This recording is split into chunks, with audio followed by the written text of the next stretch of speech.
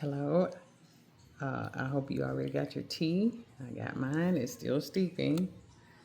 I'd like for it to be a little strong. However, so we're on part three. So now that we have everybody at the table that needs to be at the table in this conversation about where daddy and mom is going to live, I got me some notes here, and I want to give you comfort.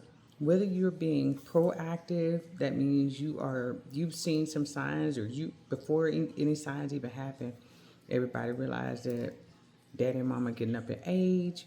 They're moving a little slower, moving a little differently, or they're being more dependent. Or if you're being reactive, where you're saying, oh, dang, one of them had a major health event. And now we see that, you know what, we've got to step in and we've got to prepare for the inevitable. Because there's only one way out of here, and that's death. And I know it sounds morbid, but my personal experience and even my professional experiences with parents passing away in the midst of a transaction, it's a conversation that it's morbid, it's painful, however, it's reality. So if you are being proactive, kudos to you. If you're being reactive, take a breath and let's walk through this. Okay, so now that we have everybody at the table, what we want to do is discuss how will we know it's time for daddy and mama to move, if daddy and mama needs to move, and what are the living options. So let's deal with mom and daddy. I know we say often mom and daddy, but however, uh, let's deal with daddy and mama staying in place. It's called aging in place, where we do what's necessary to make sure they're able to stay in their current home and be able to gracefully age with, receiving the care and the assistance that they need, that will allow them to be able to stay in their current home and not have to move. Okay, let me squeeze my tea here. Yes, y'all, I squeeze my tea bags. I get all my tea out of my bags. Okay, and I know you're not supposed to stir and clang your cup, but I need to get all the honey out the bottom. All right, so I digress. So we're discussing the living options. We want to look at some things, and one of the things we want to ask ourselves is daddy and mama's house too big for them? Is the parents' house too big for them to be able to not only maintain but navigate? For instance, do they have a primary suite where their bathroom is close to them? Is the bathroom suitable for them? Are they in need of equipment to be able to get in and out of the bathtub, on and off of the toilet, in and out of the shower?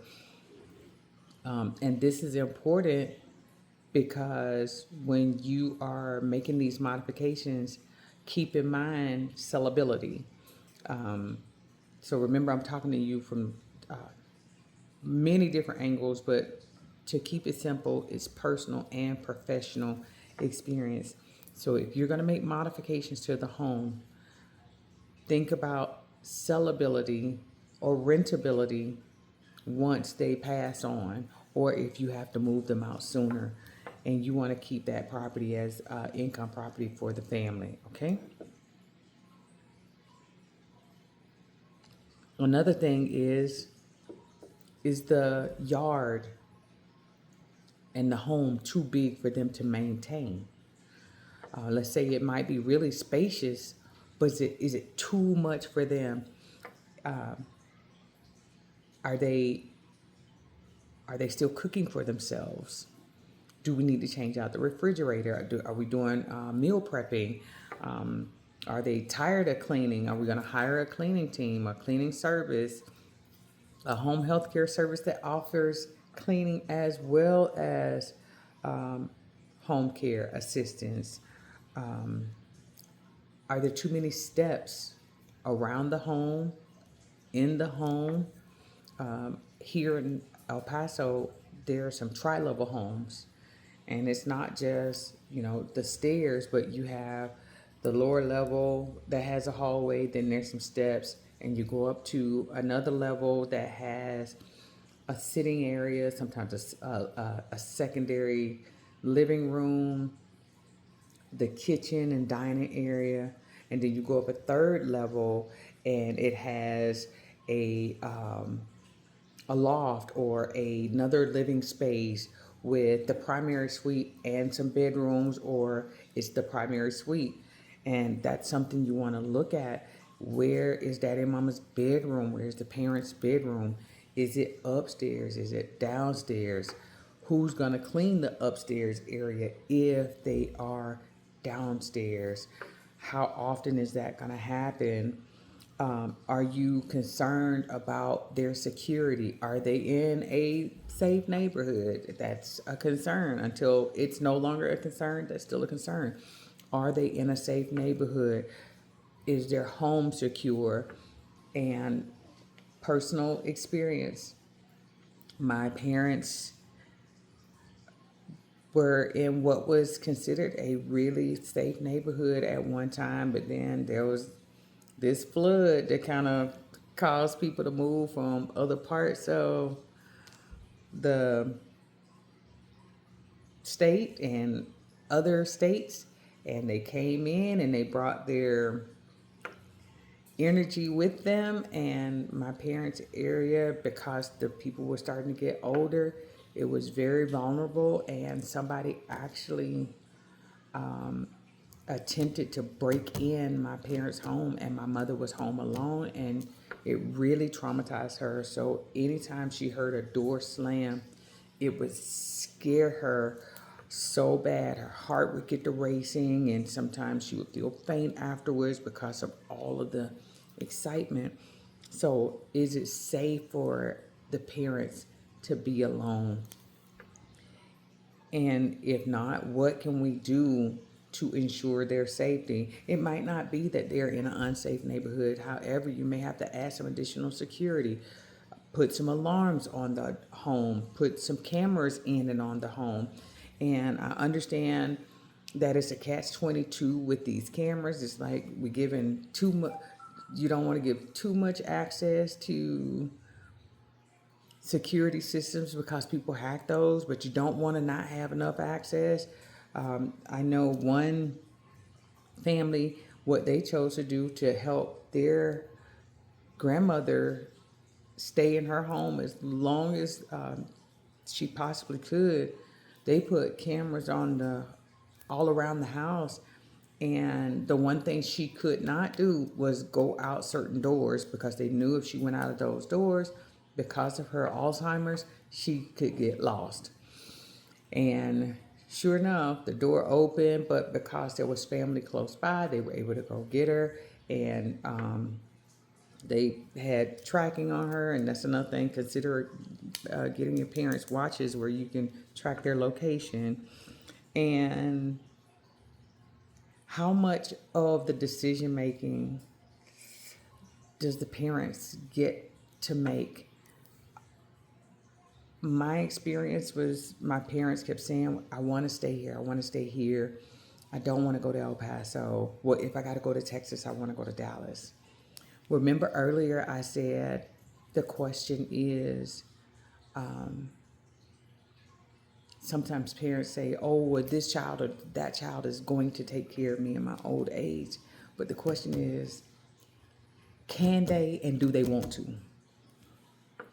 And I don't know all of the details of the decision that my oldest brother had to make, but he was not in a position to be able to care for my parents, because my parents were willing to move in that part of Texas where he is, but they did not want to be in the desert in El Paso with me.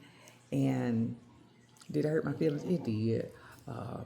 We're going to keep it real over here. But that hurt my feelings because I altered my home to what I thought would be able to accommodate them. And we tried really hard to be able to let them stay in their home in Georgia. We paid for a home health care service, and like I said before, they were not able to provide that 24-hour care. They didn't have the manpower to ensure that they always had a person there 4 hours a day, 5 times a day. So, and it was expensive because we were paying for it out of pocket. And the state of Georgia, I hope they get that fixed on their elder care system. Everything that we had to do to apply for benefits, that was that was a that was a train wreck. That was a train wreck. And that was the other reason my parents ended up out here too, is because it was so much easier for me to get them in the elder care system here in Texas than it was in Georgia. So look at those things when we're talking about where our parents are going to live. And when I say parents, I'm focusing on parents because it's more often parents than not. But whoever the person is that needs this care, and we're having this meeting about their care. The size of the home, is it too big? Is it too small? Does it need to be altered? The size of the yard, again, is it too big? Is it too small? Do we need to put fencing? Is there a gate that needs to be put up? Cooking and cleaning for them. Are they able to do some of it? None of it? They need assistance with it. When we're talking about the home, and I apologize, I got it in this particular order. But when we're talking about the home, also remember steps. How many steps does it take for them to get in and out of the home? How many steps does it take for them to get from their living room to the nearest bathroom, from their bedroom to the bathroom, from their living room to the kitchen, bedroom to the kitchen? Do we need to modify some things? Do we need to put water? Do we need to set up a mini kitchen or a kitchenette in the bedroom so they can have things like water and snacks and things like that? Do you need a hospital bed? Do you have the space for a hospital bed? Do we need to move them into a different room in the house? Because if they're in a two-story home or a multi-level home and the primary suite is upstairs, do we need to move it downstairs? And if it's downstairs in the basement, do we need to move it to another level in the home? And also, does somebody need to come live with them? And do they need to go live with someone?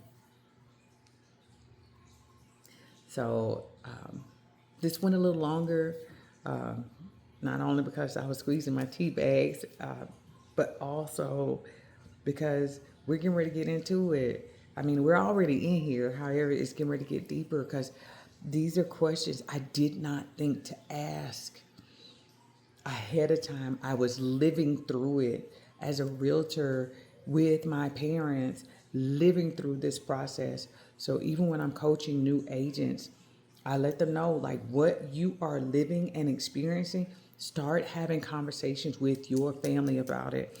Anybody that comes within earshot of me, if I get an opportunity to do a speaking engagement, if I do a coaching event, I talk to people about where is daddy and mama going to live, where are the parents going to live, where's that person going to live that needs the care, because it's so important that we have this conversation.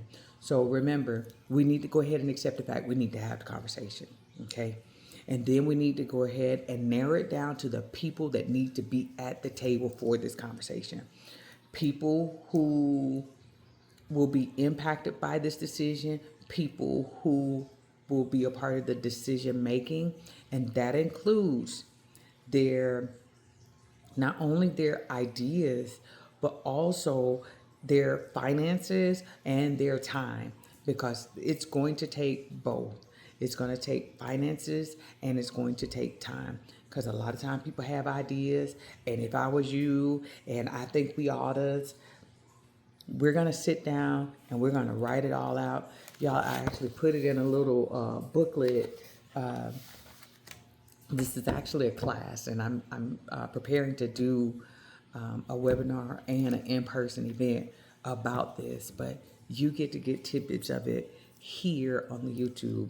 And if this is helping you, please continue to leave comments, continue to like and subscribe, and share this video so we can start having this conversation, especially in those cultures where it's taboo to put parents into assisted living facilities. And we're going to talk about that too, because you may have the experience that I had where it may be necessary that daddy and mama needs to live in a skilled nursing facility because we don't have the bandwidth or the capacity to keep them in their home or even in one of our homes. Okay? So the takeaways today, when we're having this conversation, is the home too big? Is it too small? The lawn maintenance, is it too much? Cooking and cleaning, who's going to help with that? Do they need help with that? Steps around the home. And steps includes entering in and out of the home, inside the home, and the number of steps they have to take to do the things or get to locations in the home. All right. Security. Are they secure being in the home alone? Is the home secure? Whether you have someone living with them or if they're going to live by themselves, do we need to do something to ensure security? And how much of these decisions they get to make? Hear them out, because everybody wants to be heard, and make sure they're involved in the decision about their lives. I don't recommend making them feel like they no longer have any control over their lives. That was one of the mistakes that I made. I didn't realize that my parents felt like I was taking away their control until my mom just screamed and said, and I was like, wait, no, the goal is to help you. I want to see this part of your life be easier. I want you to experience things that you probably didn't get a chance to. I want you to enjoy your latter years. And then I had to find a different approach.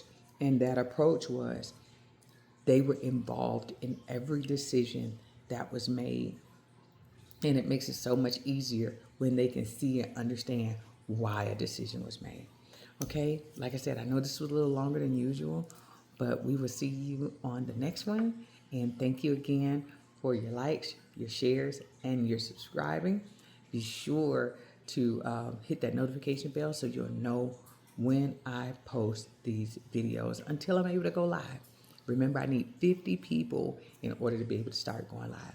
Thank you all so much. Peace.